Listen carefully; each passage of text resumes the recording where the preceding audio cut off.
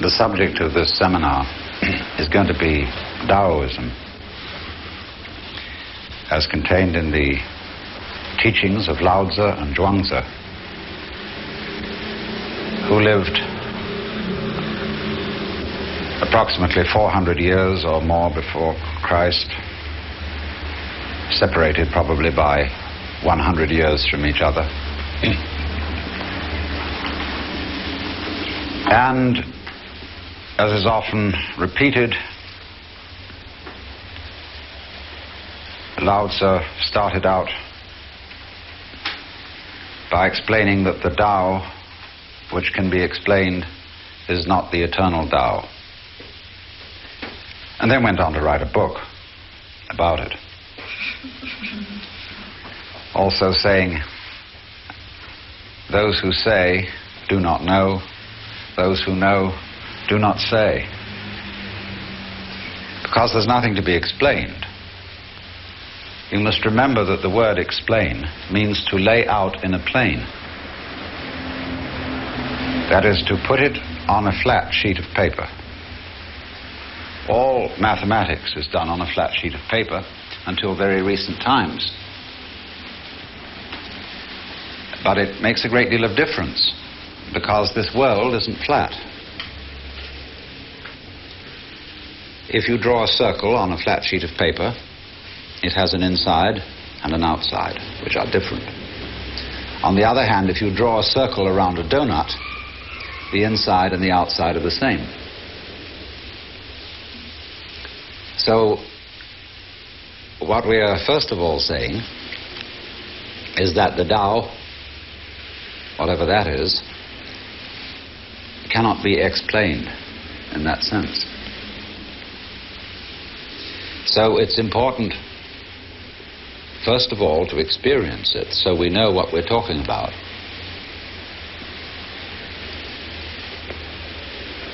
And in order to go into Taoism at all, we must begin by being in the frame of mind which can understand it.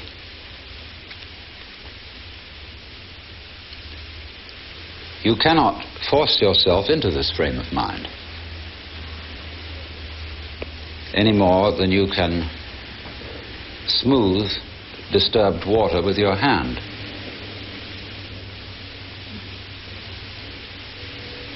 But let's say that our starting point is that we forget what we know, or think we know.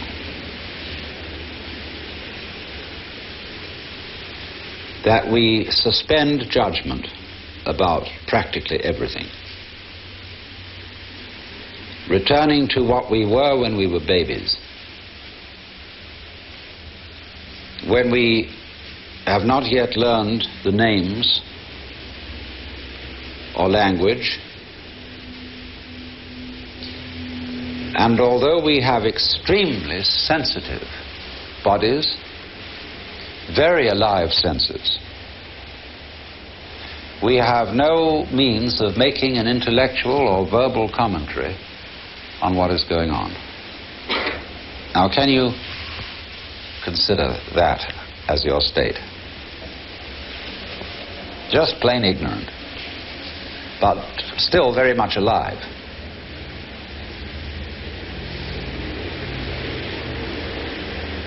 And in this state, you just feel what is, without calling it anything at all. You know nothing at all about anything called an external world in relation to an internal world. You don't know who you are. You haven't even got the idea of the word you or I. It's before all that. Nobody has taught you self-control. So you don't know the difference between the noise of a car outside and a wandering thought that enters your mind. They're both something that happens. You don't identify the presence of the thought, which might be just an image of a passing cloud in your mind's eye, and the passing automobile. They happen. Your breath happens. Light all around you happens. Your response to it by blinking happens.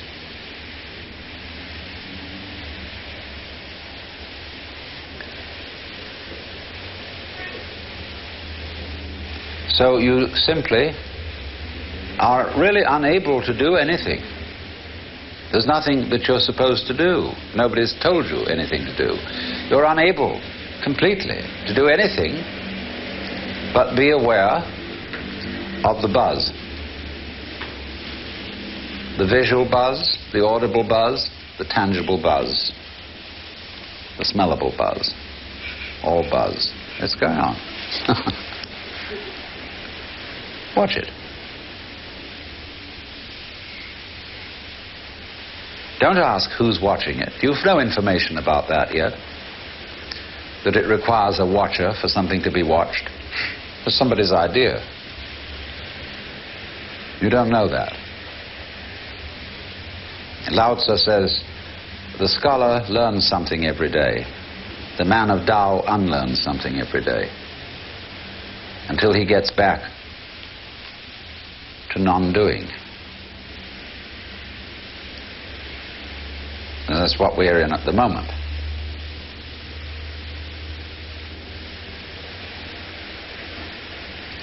Just simply,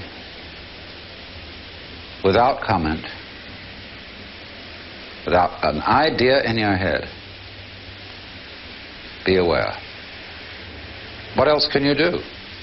Don't try to be aware. You are.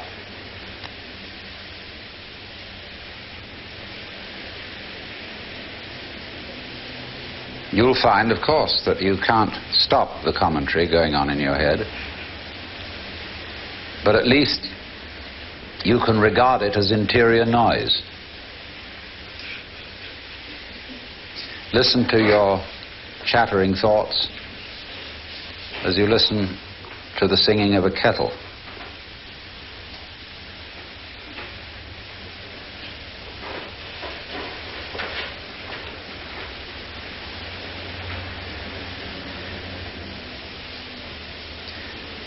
We don't know what it is we're aware of.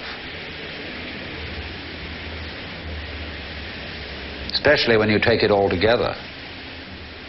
And there's this sense of something going on. I won't even say that. This, you see? This.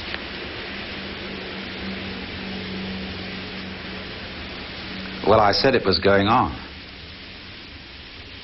That's an idea. It's a form of words. Obviously, I wouldn't know if anything was going on unless I could say something else wasn't. I know motion by contrast with rest. So while I am aware of motion, I'm also aware of at rest. So maybe what's at rest isn't going on and what's motion is going on. So I won't use that concept because I've got to include both. And if I say, well, here it is, that excludes what isn't, like space. And if I say this, it excludes that. I'm reduced to silence. But you can feel what I'm talking about, can't you? That's what's called Tao in Chinese. That's where we begin.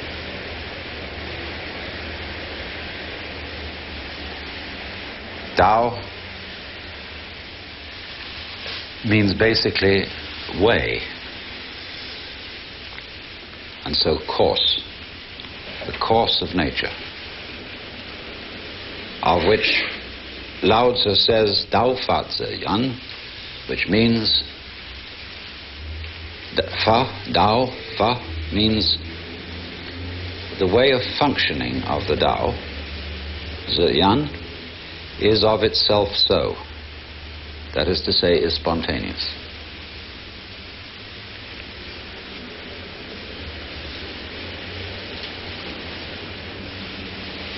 Watch again what's going on.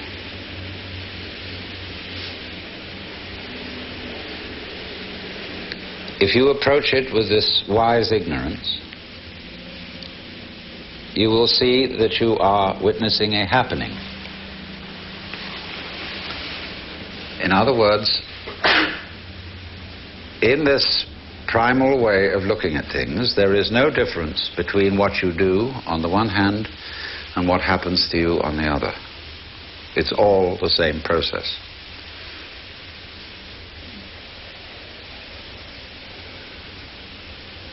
Just as your thoughts happen, the car happens outside. The clouds, the stars.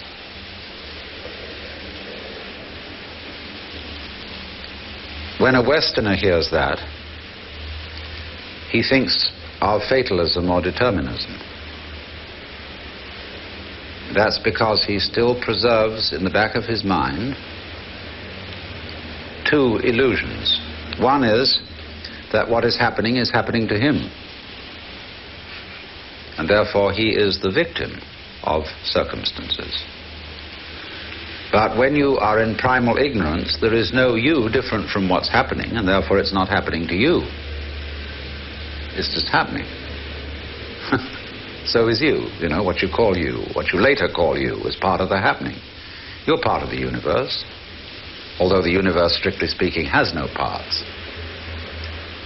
We only call certain features of the universe parts of it, but you can't disconnect them from the rest without causing them to be not only non-existent, but never to have existed.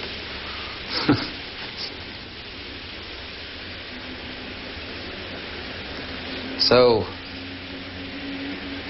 when you have this happening, the other illusion that a Westerner is liable to have is that it's determined in the sense that what is happening now follows necessarily from what happened in the past. But you don't know anything about that in your primal ignorance. Cause and effect? Why, obviously not. Because if you're really naive, you see that the past is the result of what's happening now. It goes backwards into the past. Like a wake goes backwards from a ship. All the echoes are disappearing, finally, go away and away and away. And it's all starting now. What we call the future is nothing. The great void. And everything comes out of the great void.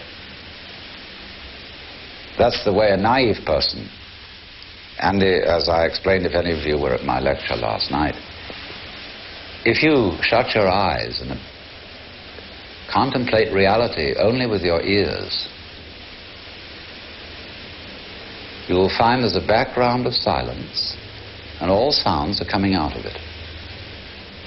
They start out of silence. If you close your eyes, listen, just listen.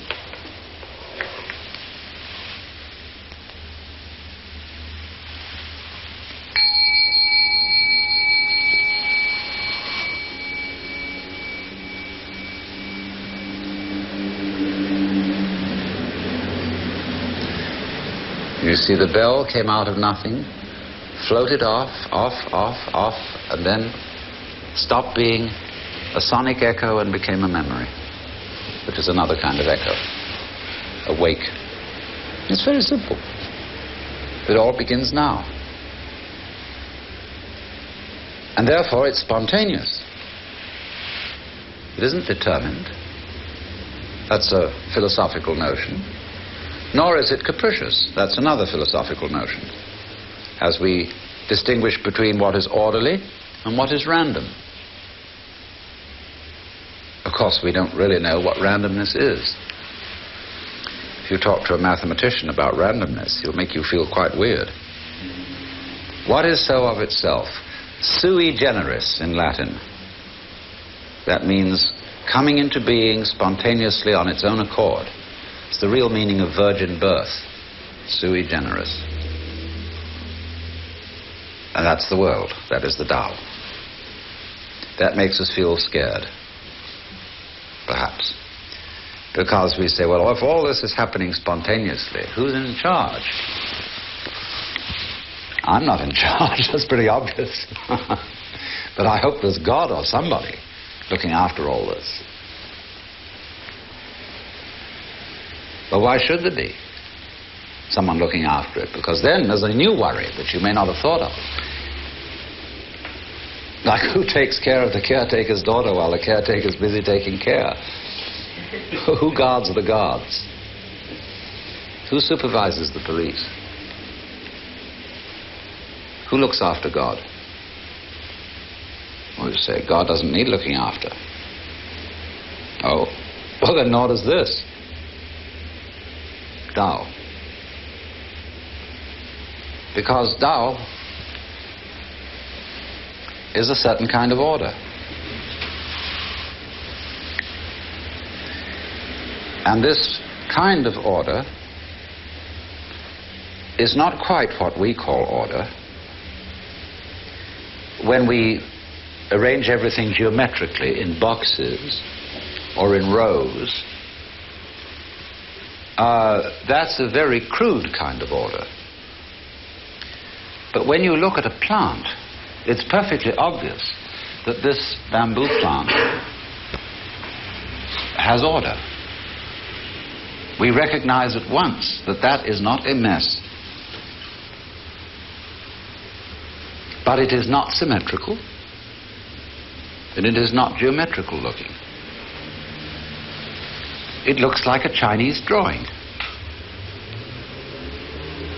Because the Chinese appreciated this kind of order so much that they put it into their painting. Non-symmetrical order. In the Chinese language, this is called Li, and the character for Li means originally the markings in jade, also means the grain in wood and the fiber in muscle.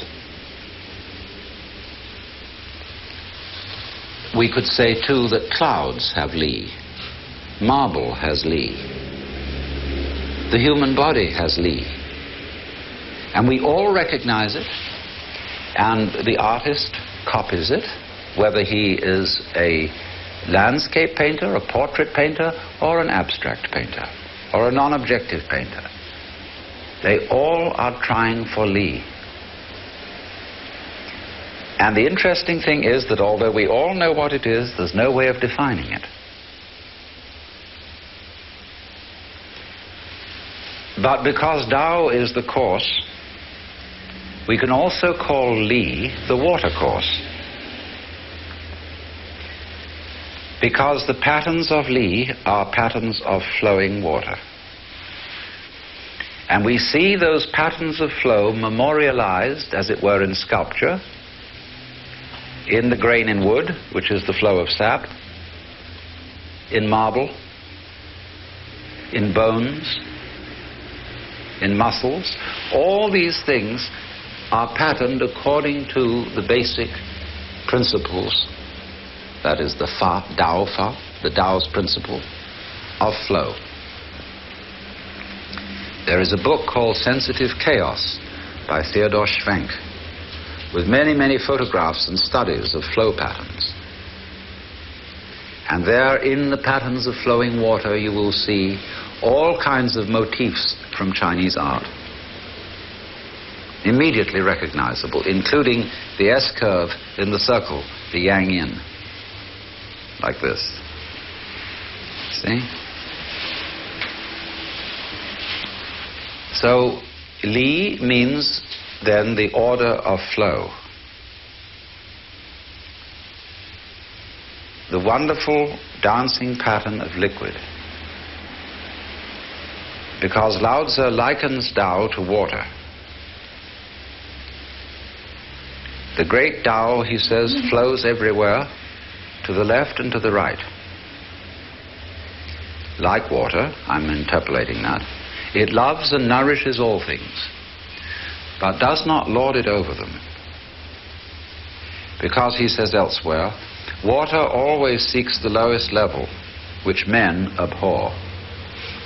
Because we are always trying to play games of one-upmanship and be on top of each other. Well, Lao Tzu explains that the top position is the most insecure.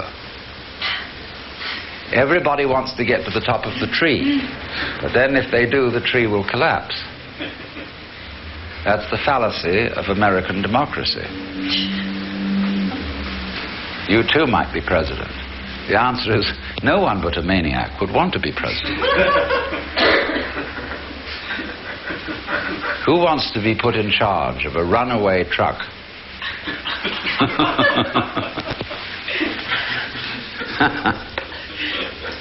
So, Lao Tzu says that the basic position is the most powerful. And this we can see at once in Judo or in Aikido, which are wrestling arts or self-defensive arts, where you always get underneath the opponent, and so he falls over you if he attacks you. The moment he moves to be aggressive, you go either lower than he is or in a smaller circle than he's moving. And you have spin, if you know Aikido. You're always spinning. And you know how something rapidly spinning exercises centrifugal force. So if somebody comes into your field of centrifugal force, he gets flung out. But by his own bounce. It's very curious. So therefore, the watercourse way is the way of Tao. Now, that seems to white Anglo-Saxon Protestants and to Irish Catholics lazy, spineless, passive. And I'm always being asked when I talk about things, if people did what you suggest, wouldn't they become terribly passive?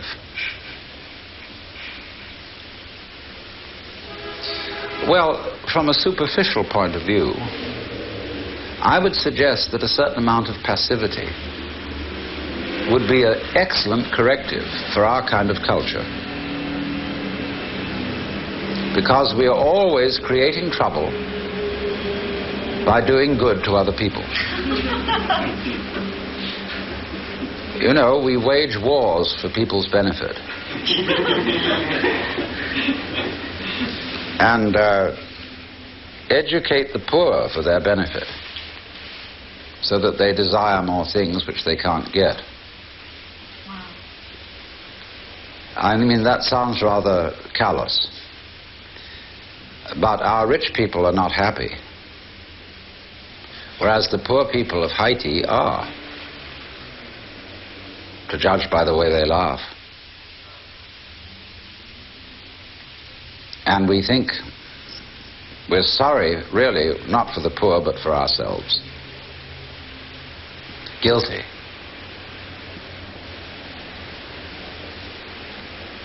So a certain amount of doing nothing and stopping rushing around would cool everything.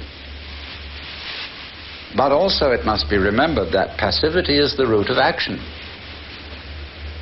Where do you suppose you're going to get energy from? Just by being energetic? No, you can't get energy that way. That is exhausting yourself. To have energy, you must sleep, but also much more important than sleep is what I showed you at the beginning.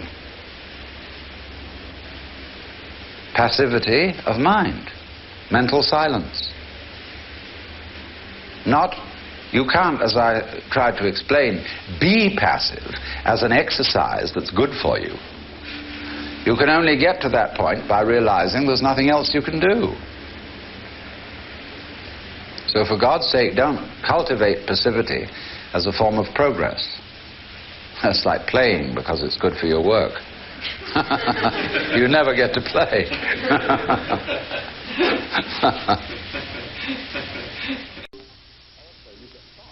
Also, you get soft. You're not on the qui-vive. You develop flabby muscles because you never get involved in a fight. And so gradually, the successful group fails. The group which managed to obliterate all its enemies will fall apart. So, what are we to do about that? See, part of the whole joke of present-day international politics is that the United States, in order, with its vast prosperity and enormous facilities for living the lazy life, must have an external enemy to get excited about. And so, even though the Cold War is in a way total nonsense, and everybody who's in the know about anything knows it, that, for example, an atomic war between Russia and the United States would simply end the human race. But the populace has to be kept bamboozled.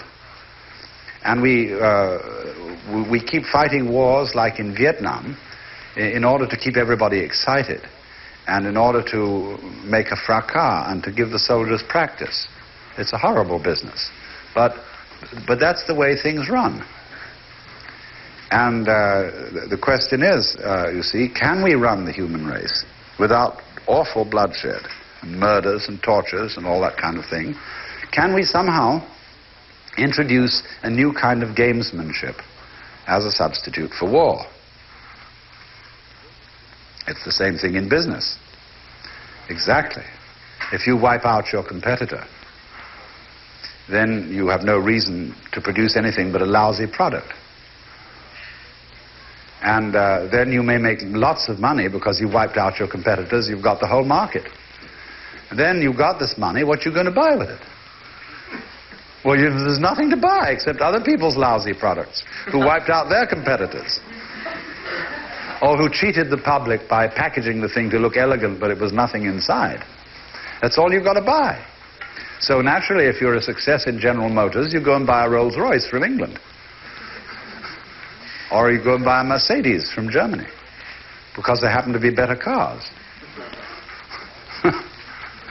Or if you want to make a lot of money in the clothing industry here, making wretched prints, and you want some good clothes, what do? Well, you have to go to Mexico and buy the things peasants wear, because they're still substantial, solid, damn good clothes. So you see, there's something always self-defeating in these attempts to succeed. You could say nothing fails like success. So for this reason, then, the Taoist always had an attitude of caution. Cautious, Lao Tzu says, as one who crosses a river in spring. That means either because of the spring floods or because the ice is still there and you're not quite sure how strong it is, because it's beginning to thaw. So, what the Taoist tries to develop is a sensibility to the situation. He tries to feel out intuitively what kind of action is required under these circumstances, because he feels that he can never discover it analytically with his conscious attention alone. Well, now, to talk in modern Western terms about how this is done, we must realize, of course, that we are equipped inside our heads with an absolutely fantastic thing called the brain. With its millions and millions of neuron cells, it is, as it were, the most amazing computer ever devised. Basic to the Taoist attitude to life is that you have that within you, and you may, if you don't know anything about brains very much, call it intuition or something of that kind. But you have within you the most amazing logical analyzer that exists in the known world.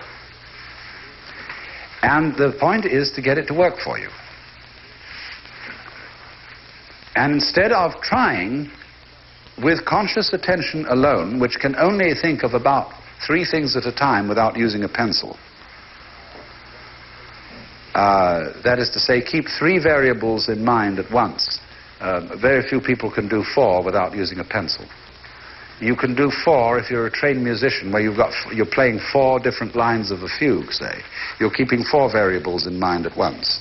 With an organist, you can go from 4 to 6 because you've got your 2 feet, and they're playing too.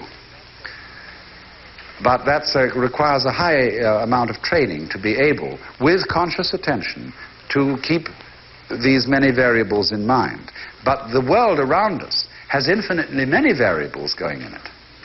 And you can reason out something with your conscious verbal thinking. Say you want to make a contract in business, and you figure out how to make it, whether it will be a good contract, whether it will work, etc., etc. And you think of all these things and write them down, and you make the contract, and you think that's fine. But one of the variables that you couldn't possibly include in the contract was that your partner would slip on a banana skin and break his neck. All sorts of things. I mean, the contract might make provisions in it if your lawyer was thoughtful for what was to be done under the case of the disability of any of the parties thereto, etc. But eventually there are so many possibilities that can occur that you cannot think of them all. So then the question arises, is it within the power of the human brain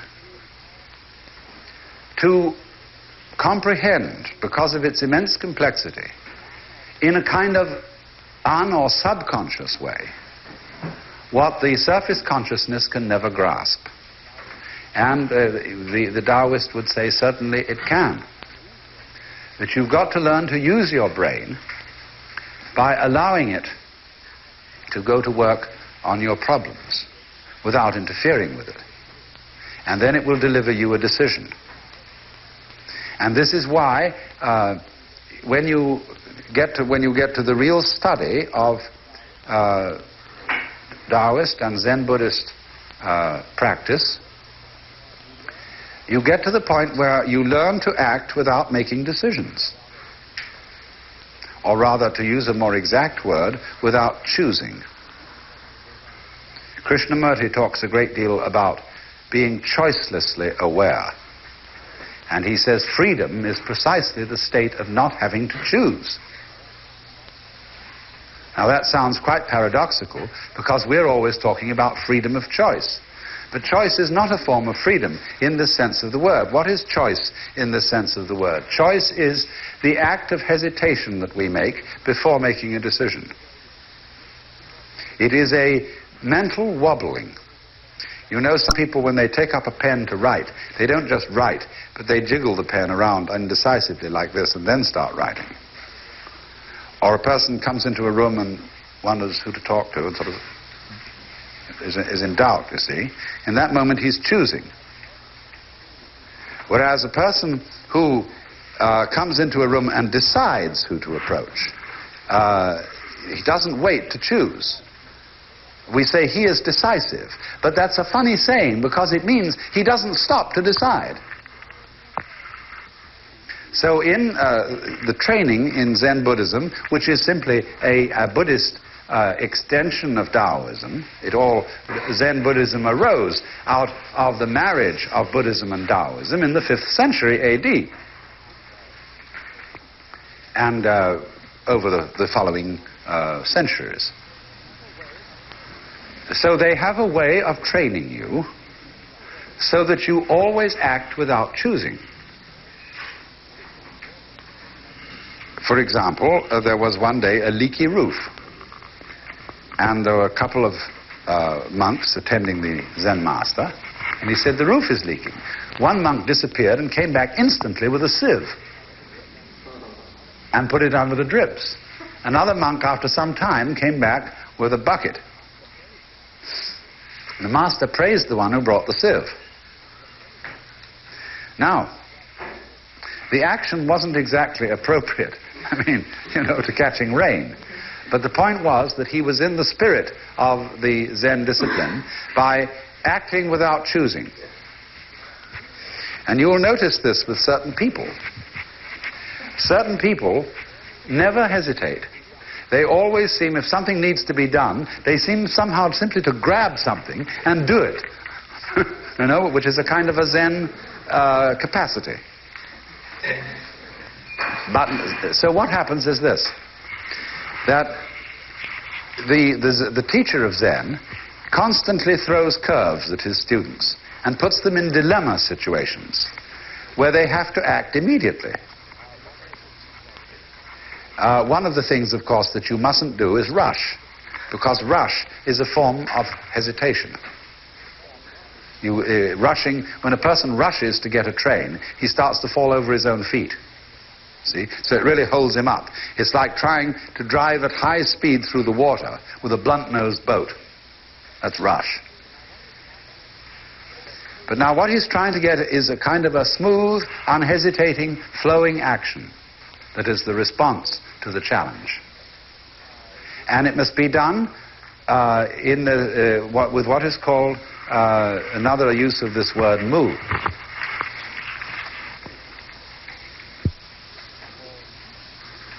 This is called wunyan in Chinese, or munen in Japanese.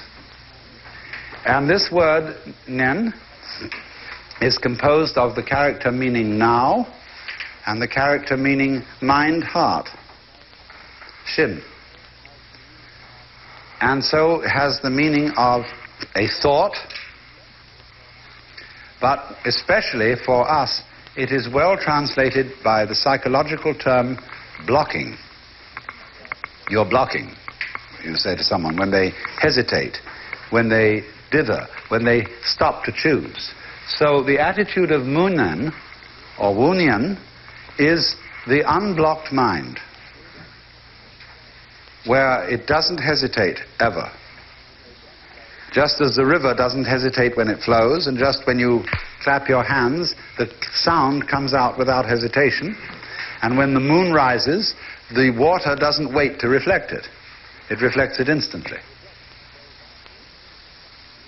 So that instant reflection, or it's a kind of resonance, is what is looked for as a response of the individual to his environment.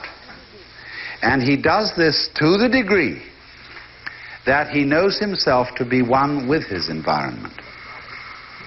Then his capacity for response increases in according to the way in which he feels that he is simply all of a piece with it, and not something that is in it and with a barrier around him through which messages have to get, and then their decisions have to be made up and sent out. So then, you could say that a kind of extremely subtle sensory awareness has to be developed as between the individual and his environment, so that he feels it out. Now, today, this sort of talk is very unpopular, because scientifically minded people, especially academic scientists, those who teach in universities, are exceedingly suspicious of intuitive reactions. They say, oh, blah, blah, blah, blah. You can get into all sorts of trouble that way. But the thing that they neglect to realize is that everybody uses it. Even the most meticulously careful, analytical, rigorous, sound scientist uses intuitive judgment after a certain point. Why?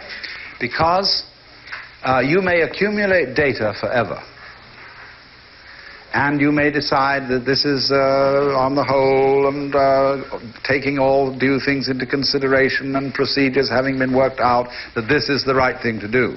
Why do you decide then? Mostly because time's up and somebody's pressing for a decision, or else you are bored to death with bringing in data, because you never know how much data you need to make a certain decision, and therefore you may go on collecting data till all is blue, but in the last analysis you'll work on hunch. And so much is actually in the end decided by flipping coins. And the pity of flipping coins for making decisions gives you only two choices, heads or tails, one way or the other. The Chinese have a more subtle way of flipping coins. They have a method of a 64-sided coin to flip, so that instead of just heads or tails, there are 64 possibilities of coming to a decision when you don't know what to do. This is called the I Ching, or the Book of Changes, where the symbols of yang and yin, that is to say, for yang, a straight line undivided, for yin, a line broken in the middle. There are 64 ways of combining 6 of these lines in a hexagram. And so there is a complex method when you have to make a grave decision for tossing.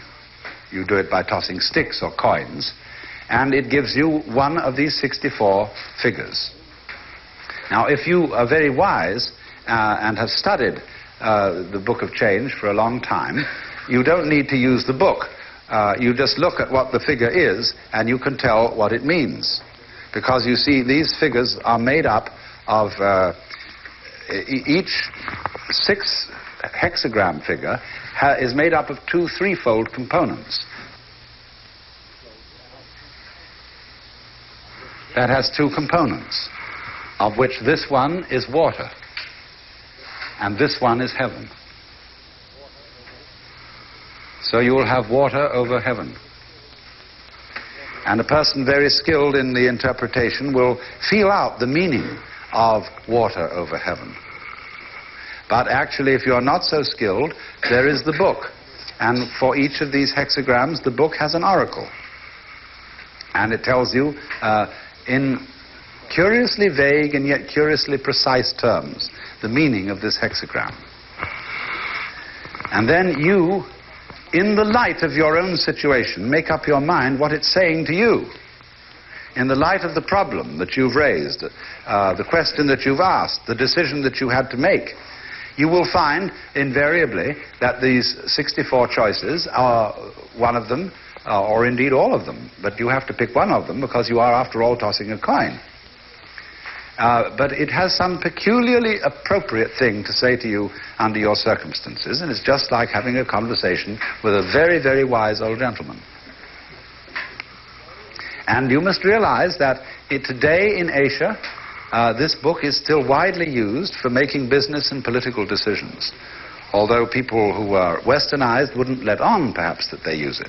And so anybody who does politics or does business with Asia should be completely versed in this book, to know what sort of thinking, what sort of approach might be expected under any circumstances. If you could ever find out what hexagram had fallen when a certain politician had made a decision, it would be immensely enlightening as to his future course of action. In the same way, for example, in dealing with Hitler, our strategists, I don't know if they did, should have been students of astrology, because he was always consulting astrologers. And therefore, astrology would be much more easy to penetrate than the I Ching, because you can know Hitler is looking all the time at his own horoscope. Well, we have access to Hitler's horoscope, and so we know what he's thinking about it. But you don't have access to what hexagram Mao Zedong threw when he decided to do something or other. So it's a little bit more subtle.